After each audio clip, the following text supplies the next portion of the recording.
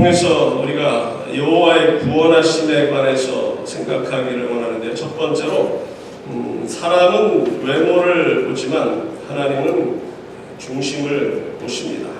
사울 왕이 하나님의 말씀에 불순종함으로 하나님께서 저를 버리셨고 선지자 사무엘에게 기름을 갖고 베들레헴에 가서 이세 아들 중에 하나를 세워서 머리에 기름을 왕을 삼으라 명령을 하심으로 그가 베들레헴으로 가서 이세 아들들 7 아들들을 보는데 첫 아들 엘리야를 보니까 키도 크고 용모가 참 잘생겨서 바로 이 아들을 하나님께서 왕으로 세우시는구나 생각했는데 하나님께서는 뭐라고 말씀하십니까? 사무엘상 16장 7절에 그의 용모와 키를 보지 말라. 내가 이미 그를 버렸노라. 내가 보는 것은 사람과 같지 아니하니 사람은 외모를 보거니와 나 여호와는 중심을 보느니라. 사람들은 외모로 상대방을 판단하고요. 외모를 참 신경을 많이 씁니다. 더욱이 요즘처럼 외모 지상주의에는 외모의 신경을 참 많이 써요. 다른 민족보다도 한국 사람들이 좀 더한 것 같아요. 그러니까 성형 왕국이 되지 않았나 생각되는데요. 남자들도 직장을 잡기 위해서 첫인상이 중요하기 때문에 성형 수술을 한다는 말을 오래전에 들었는데요. 진짜로 성형을 참 잘합니다. 참 잘하는데 좀 식상을 하지 않습니까? 그 얼굴이 그 얼굴 같아요. 나중에 구분을 하면 될 것 같아요. 이 사람들은 강남의 어느 병원, 이 사람들은 어디에 서초동에 있는 어느 병원 태생은 아니고 뭐 출생은 아니고 그렇게 구별을 이제 그 얼굴이 그 얼굴인데 참 손재주는 타의 추종을 불허합니다. 요즘 경제가 참 어려운데요. 그나마 한국을 지탱하는 많은 것 중에 하나가 이 성형수술이 아닌가. 자동차나 반도체 성형수술이 그나마 경제적으로 효도 상품이 아닌가 생각되는데요. 이 중국이나 동남아시아에서 그렇게들 많이들 성형수술을 하러 한국에 가는데 성형수술만 합니까? 비행기표도 사야 되죠. 거기서 체류하면서 구경하면서 또 구경할 데가 얼마나 많습니까? 맛있는 데가 얼마나 많아요. 제 아내와 같이 일하는 사람이 어느 동남아시아, 인도네시아인가 필리핀 사람인데 자기 딸이 그렇게 한국을 가고 싶다고 한 6, 7개월 전에 그러는데 아니 지금 한국이 전쟁 날지도 모르는데 너무 걱정이 돼서 가지 못하게 해도 말을 안 듣는다는 거예요. 결국 불안해서 같이 갔다는 거예요. 같이 갔다 오니까 이제 자기가 더 가고 싶대요. 너무나 그 관광 상품이 너무 좋다는 거죠. 한국이 참 그런 면에서는 아이디어도 참 좋고 그런데 문제는 거기서 성형을 하고 본국에 돌아올 때 애로사항이 많다고 합니다. 얼굴이 너무 달라졌기 때문에 그래서 필히 그 성형수술한 의사의 진단서와 첨부를 해야 돼요. 거기에 성형 전, 성형 후 이 사람은 같은 사람입니다. 닥터가 사인을 하고 그걸 가지고 이제 돌아가야 입국을 이제 허용하는. 그리고 또 유튜브에 보면 여러분들 아주 재미난 거를 글쎄요. 여러분들 좋아하실지는 모르겠는데 그 골디걸이라는 그런 장난치는 동영상이 이렇게 떠올라 있는데 거기서 보게 되면 골디걸이라면 직역하면 금을 캐는 자, 그 의역하면 뭡니까? 돈을 보고 상대방을 사귀고 결혼하는 그런 사람들을 지칭하는 건데 허름한 차림으로 앉아있는 여자에게 다가가서 전화번호를 달라 혹은 차 한잔 할까 그러면 거들떠보지도 않고 나 지금 남자친구 기다린다고. 그런데 이제 가짜 변호사가 딱 와서 이 소송이 잘 끝나서 이제 곧 몇십만 불을 받게 됐으니까 여기 서류에 사인만 하면 된다. 그걸 옆에서 이렇게 보는 거예요. 그리고 거절당한 다음에 투벅투벅 옆에 있는 자기 차로 가는데 차가 너무 좋은 스포츠카를 딱 보더니 여자가 다가가요. 나 시간 있다고. 너 남자친구 기다린다고 그러잖아. 상관없다고.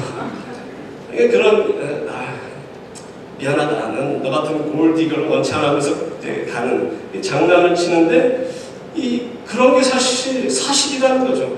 그런 것을 얼마나 많은 사람이 당했습니까? 당했는데도 계속 당하고 있는 그 많은 여자들. 근데 뭐 여자들뿐만입니까? 남자들도 마찬가지고요. 그 한국의 뭐 된장녀라는 사람들도 그렇지 않습니까? 결혼의 대상을 찾는 데 있어서 성격이나 인품보다는 돈이 얼마나 갖고 있으며 지분 있는지, 좋은 차를 갖고 있는지 더 관심을 갖는다는 것이 참으로 한심한 것이죠.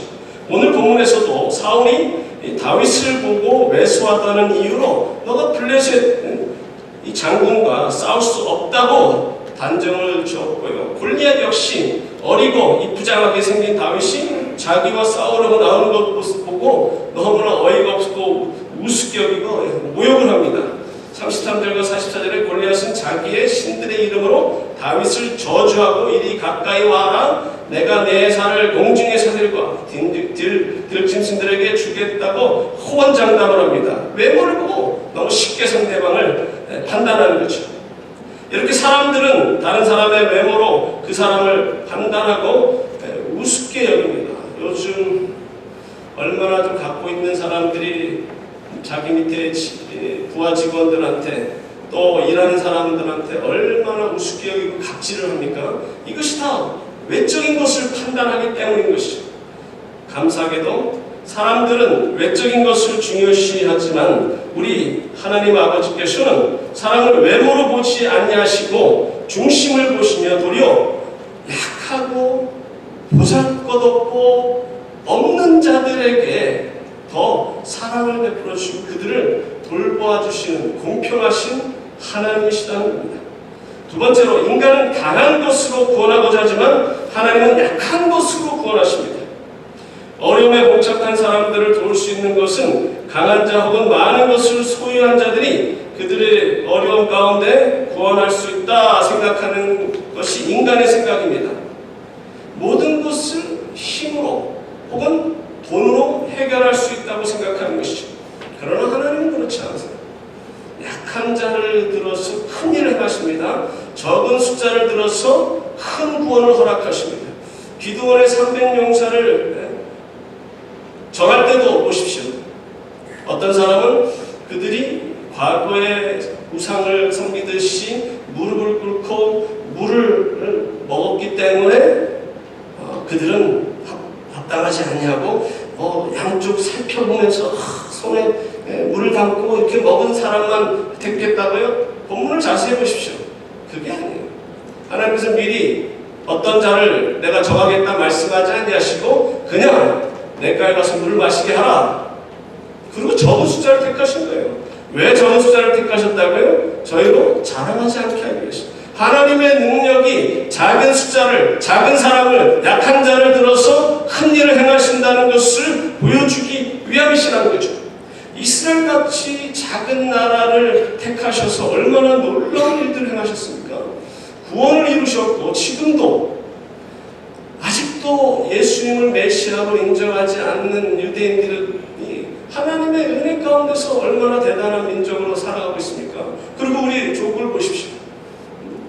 한반도의 작은 나라에 또 그것도 반이 갈라진 나라에 참 보잘것없는 나라였는데 우린 남한을 사용하셔서 선교에 앞장서는 또 놀라운 부흥을 허락하신 것을 보십시오. 이것은 하나님의 능력이 나타나심을 보여주고 있다는 것이죠. 요셉이나 다윗처럼 막내를 사용하셔서 주님의 크신 뜻을 이루십니다.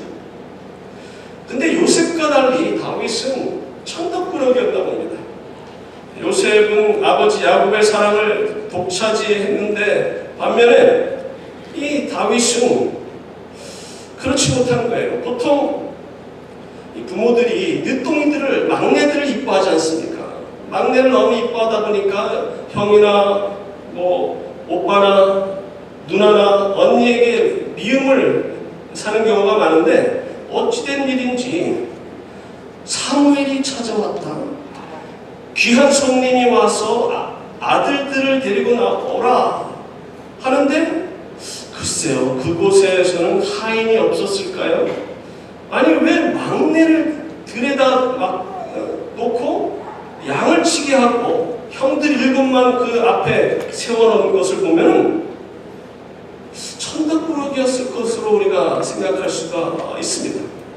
오늘 본문에서 다윗은 하나님의 구원하심이 힘이나 외부적인 요인으로 하시지 않는다는 중요한 말을 하고 있습니다. 45절과 47절에 보면 다윗이 블레셋 사람에게 이르되 너는 칼과 창과 단창으로 내게 나와보니와 나는 만군의 여호와 이름 곧 내가 모욕하는 이스라엘 군대 하나님의 이름으로 내게 나아가노라.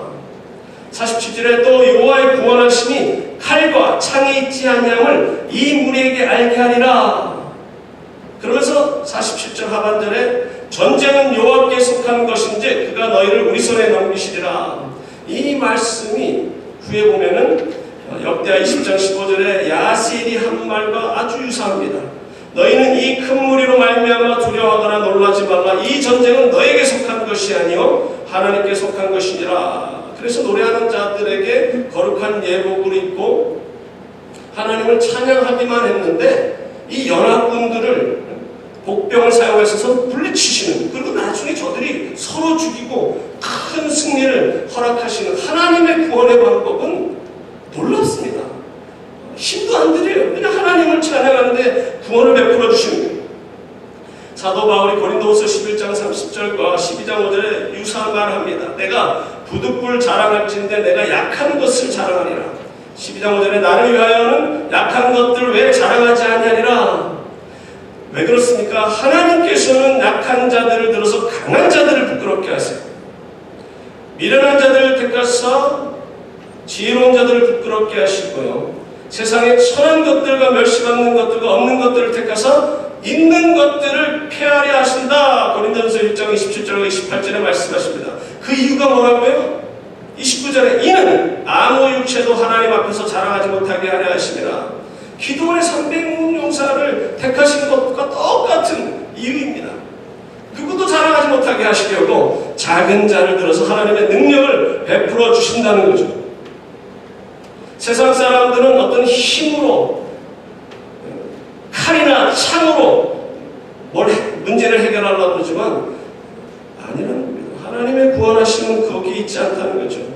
본문에서 사울 왕이 다윗에게 군복과 노투구와 그 다음에 그 갑옷을 입히고 칼을 차게 하는 모습을 보십시오.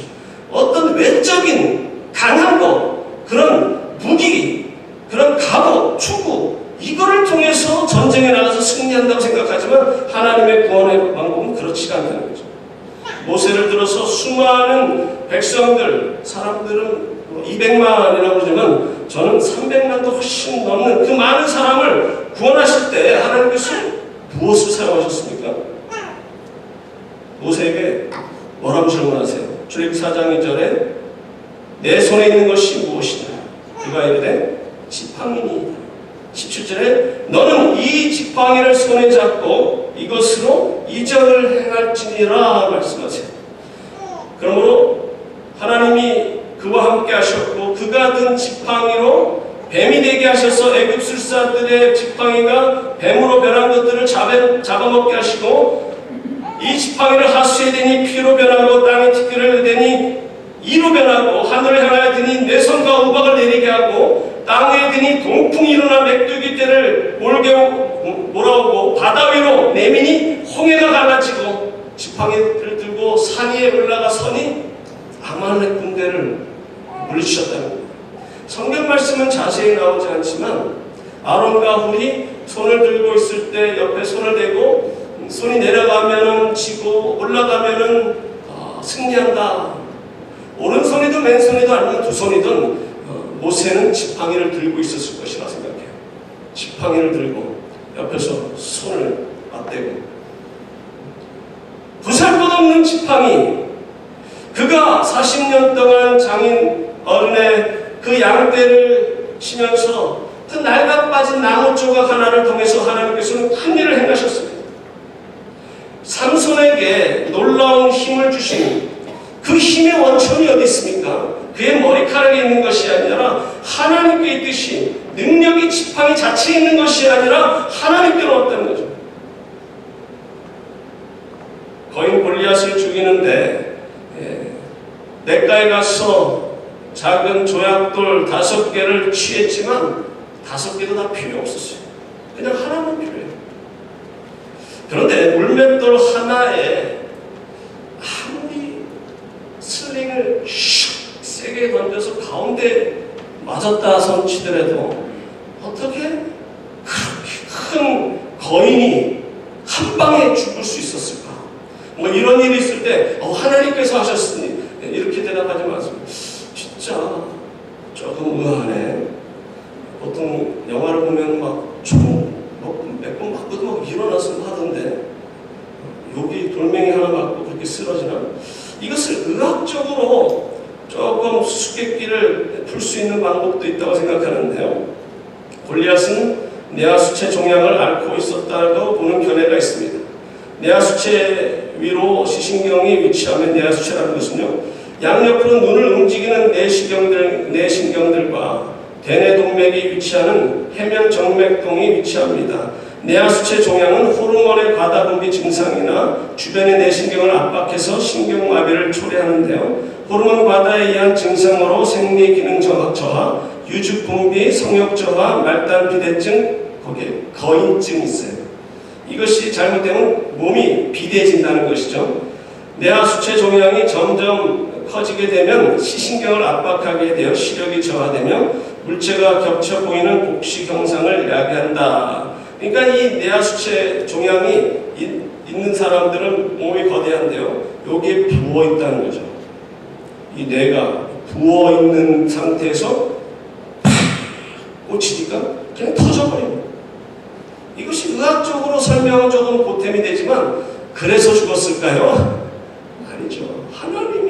하나님이 함께 하셔서 능력을 행하신 것이죠. 그것이 어린 다윗에 들려진, 그 손에 들려진 이 물맷돌 한 방에 그 거대한 거인이 쓰러지고 만 것입니다.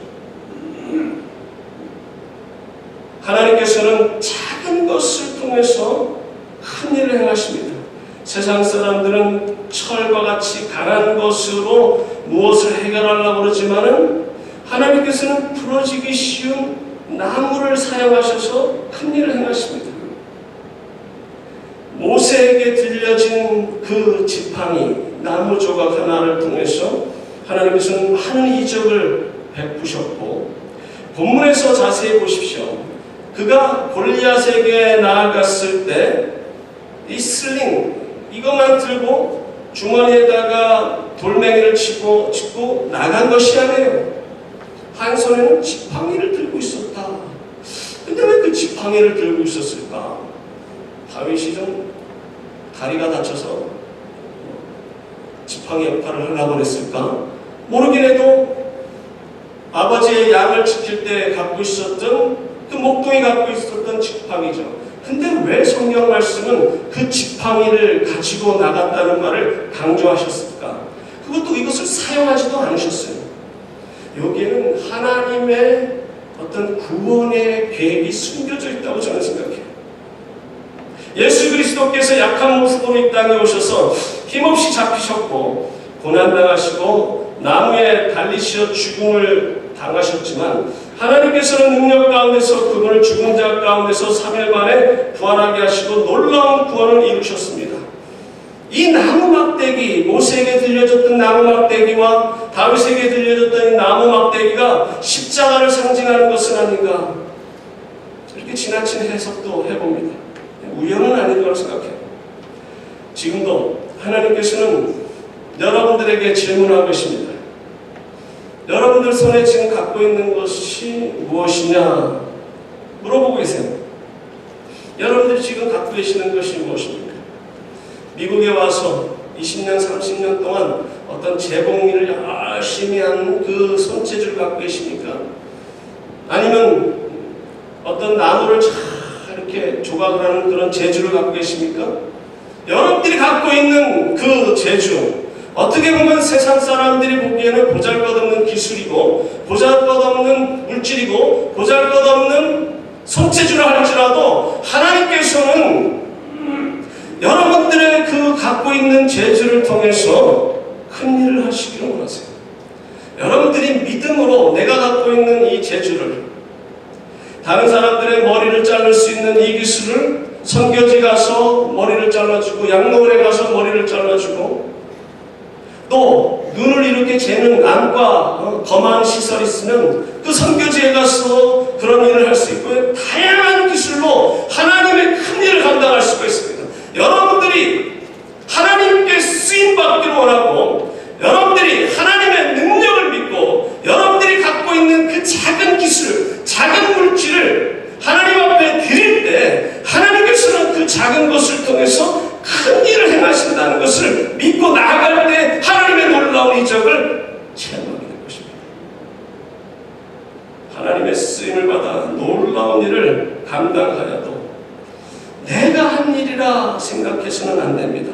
사도 바울이 빌립보 4장 13절에 고백한 것처럼 내게 능력 주시는 자 안에서 내가 모든 것을 할 수 있는 것이라 말한 것처럼요.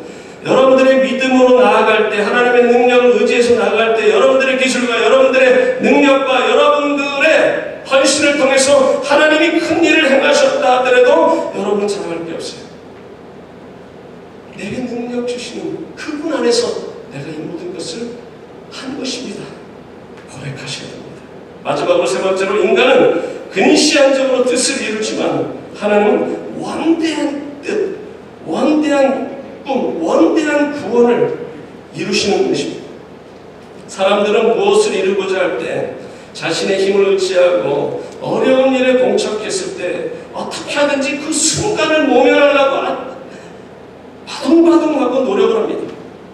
그리고 이 잠깐 받는 어려움 때문에 막 낙심하고 괴로워하고 인내하지 못하지만 하나님께서는 우리를 구원하시고자 구원의 계획을 오래전에 계획하셨고 그 뜻을 예수 그리스도를 통해서 이루신 놀라운 구원을 이루셨습니다. 하나님의 구원하심은 갑자기 이루어진 것이 아닙니다. 우리 선조 아담의 범죄함으로 인류가 죄 가운데 죽임을 당하게 되었지만 죄를 범한 바로 직후에 창세기 3장 15절에 독생자를 동정녀 마리아의 몸에서 나게 하시고 구원을 이루고자 하는 계획을 세우셨습니다. 모든 사람들은 남자의 도움으로 태어났기 때문에 남자의 후손이지만 예수님은 처녀의 몸에서 나셨고 성령의 능력으로 나셨기 때문에 남자의 후손이 아니고 여자의 후손으로 오셔서 구원을 이루시겠다. 이미 오래전에 죄를 범했을 때 구원의 계획을 세우셨는데요. 사실 하나님의 구원의 계획은 아담이 죄를 범한 이후에 세운 것이 아니라 에베소 1장 4절과 5절에 곧 창세전에 그리스도 안에서 우리를 택하사 우리로 사랑 안에서 그 앞에 거룩하고 흠이 없게 하시려고 기쁘신 뜻대로 우리를 예정하사 예수 그리스도로 말미암아 자기 아들들이 되게 하셨으니 벌써 창세 전에 예수 그리스도 안에서 우리를 택하셨다 말씀하십니다. 이것이 켈빈의 예정론과 연관이 되는 말씀이에요. 우리의 진영에서도요.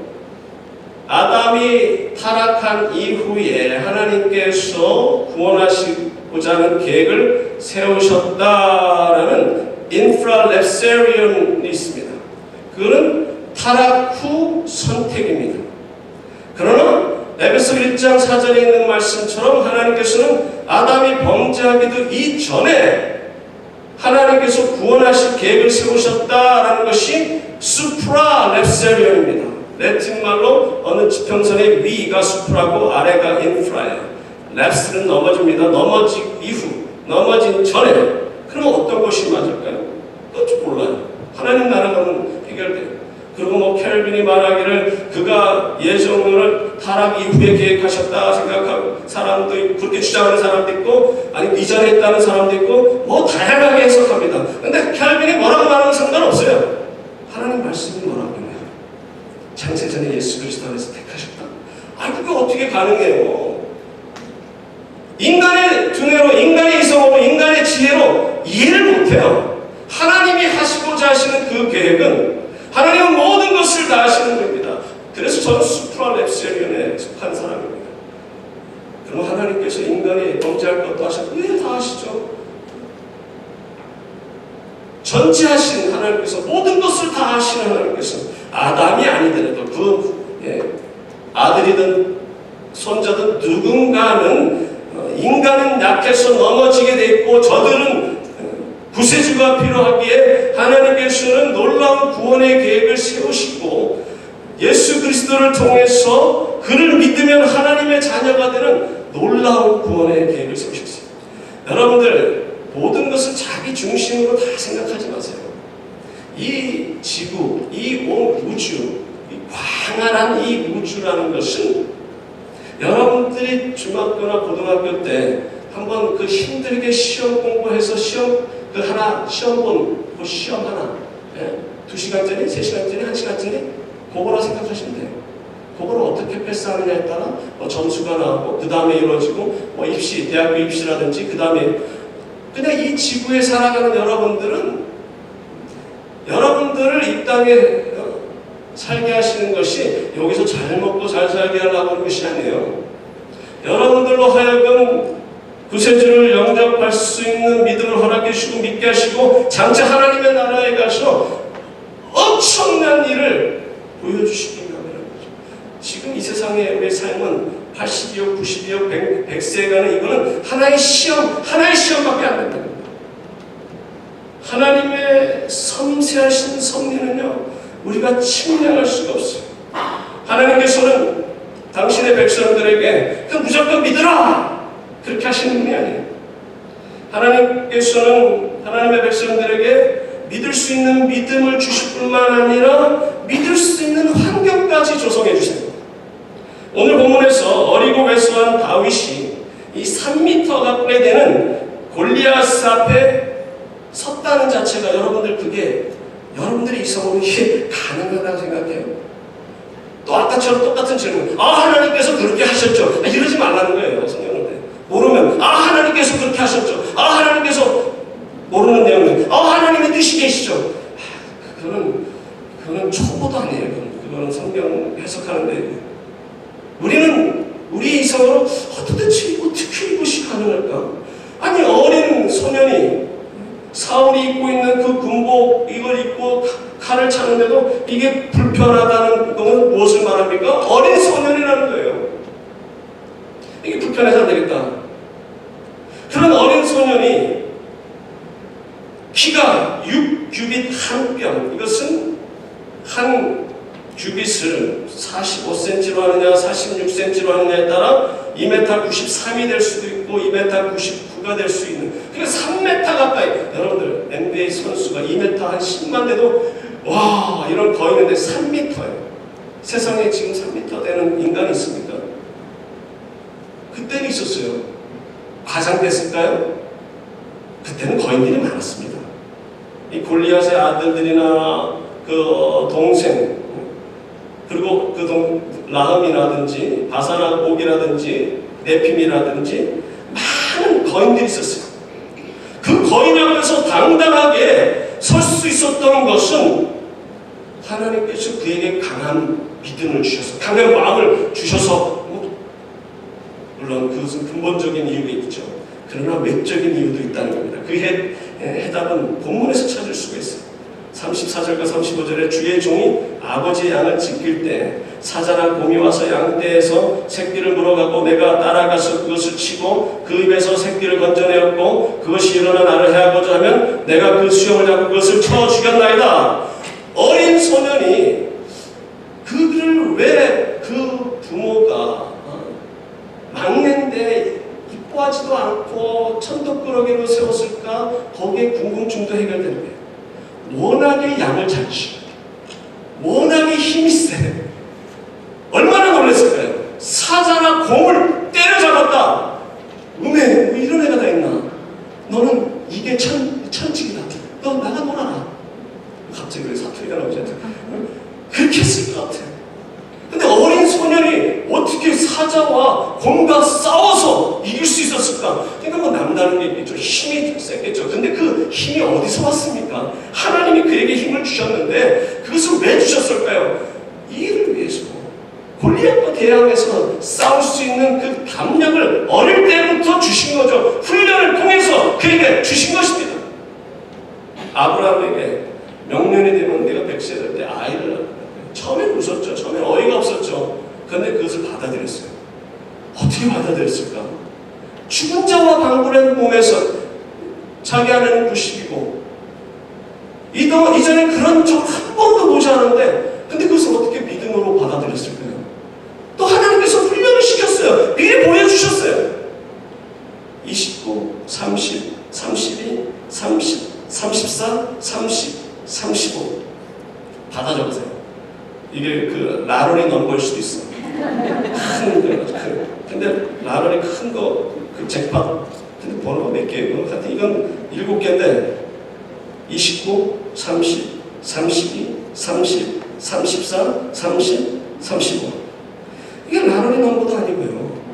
한국에 요즘은 없겠지만 남한의 난파된 간첩들이 난수방송으로 적었던 암호를 풀기 위한 그런 번호도 아니에요. 이 번호가 뭡니까? 눈치 빠르신 분. 수요일이 아니라서 여러분들에게 대답할 기회는 안 드리겠지만 이게 무슨 숫자입니까?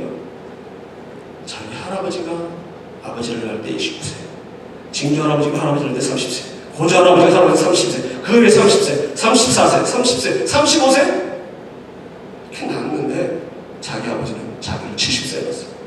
그러니 어릴 적부터 자라날 때 이야 네 아버지는 너를 70에 낳았어.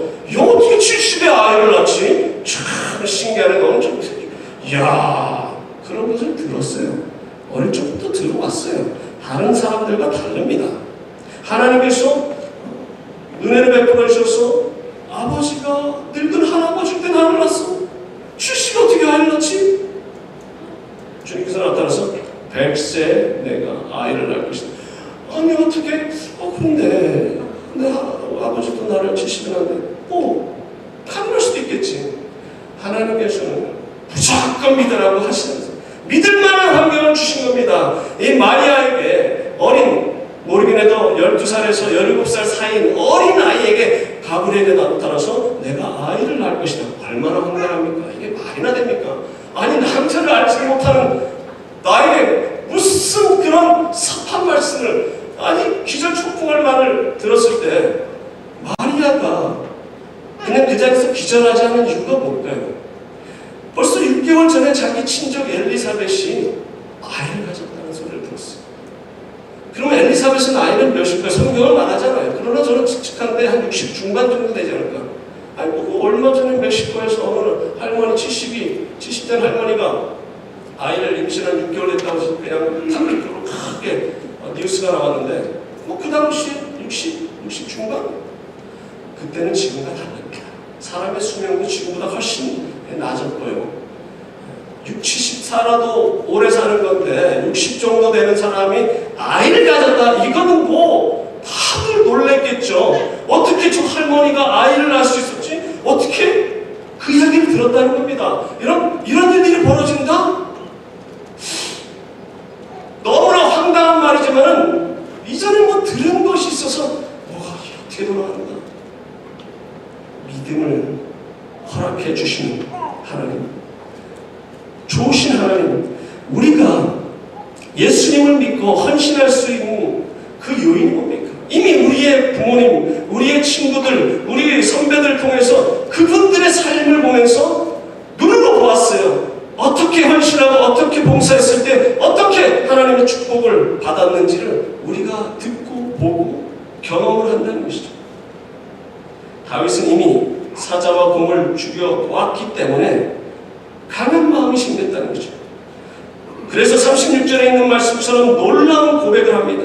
주의 종이 사자와 곰도 쳤은즉 살아계시는 하나님의 군대를 모욕한 이 할례 받지 않은 블레셋 사람이니까 그가 짐승의 하나와 같이 되리이다. 여러분들 믿음의 훈련을 계속 가지시기 바랍니다. 그럴 때 강한 자를 만나서도 흔들림 없는 믿음을 갖게 된다는 거죠. 그렇다면 하나님께서 우리를 창세전에 예수 그리스도 안에 택하시고 자녀로 삼으신 그 목적이 무엇이냐는 거죠. 그것을 오늘 본문에서 찾기를 원합니다. 46절에 오늘 여호와께서 너를 내 손에 넘기시리니 내가 너를 쳐서 내 목을 베고 블레셋 군대의 시체를 오늘 공중에 세워 땅에 들짐승에게 주어 온 땅으로 이스라엘의 하나님이 계신 줄 알게 하겠고 많은 참 선지자들이 만군의 여호와께서 살아계심을 두고 맹세하노니 하면서 놀라운 일들을 행했어요.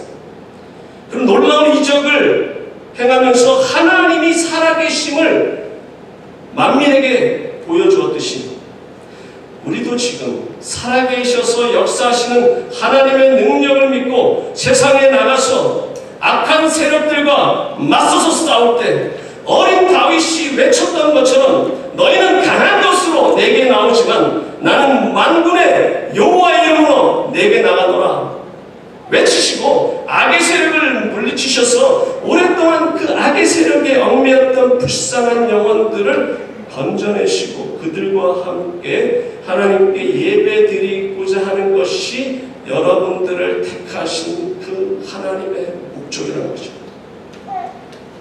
그럴 때 적군을 물리쳐서 그 전리품을 받듯이 하나님 앞에 가서는요 놀라운 상급을 하나님께서는 허락하신다는 겁니다. 결론의 말씀을 맺기를 원합니다. 하나님께서는 오래전에 독생자를 통하여 인생을 구원하시고자 하시는 계획을 하셨고 마침내 그 구원을 이루시기 위하여 약한 자들을 들어 역사하십니다. 그 중에 한 작은 목동 다윗을 들어서 거인이었던 적장 골리앗을 물리치도록 하셔서 이스라엘을 구원하신 것처럼 다윗의 자손으로 예수 그리스도를 이 땅에 초라하게 태어나게 하셨고 힘없는 자들과 약한 자들과 없는 자들을 위로하시고 당신의 친히 힘없이 잡히셔서 십자가에서 달려 죽으셨지만 하나님께서는 그를 죽은 자 가운데서 3일 만에 부활하셨습니다. 사단의 권세, 곧 골리앗의 세력을 물리친 다윗처럼 예수 그리스도를 통해서 사단의 세력인 죽음을 물리치고 부활하게 하시고 우리에게 승리를 허락해 주셨습니다. 아무쪼록 예수 그리스도를 구세주로 영접할 뿐만 아니라 약한 나무 막대기 하나를 통해서도 큰 일을 행하시는 하나님의 능력을 믿고 겸손히 그분의 손에 이끌리시어 하나의 도구에 하나의 헌신에 하나의 봉사의 삶을 살아가십니다. 여러분들의 그 작은 헌신, 작은 봉사, 작은 기술, 작은 물질을 통해서 하나님께서는 큰 일을 감당하시고 하나님의 능력을 체험하시는 여러분과 제가 되기를 소망합니다. 같이 기도하시겠습니다. 고마우신 하나님 아버지, 은혜와 사랑을 감사드립니다.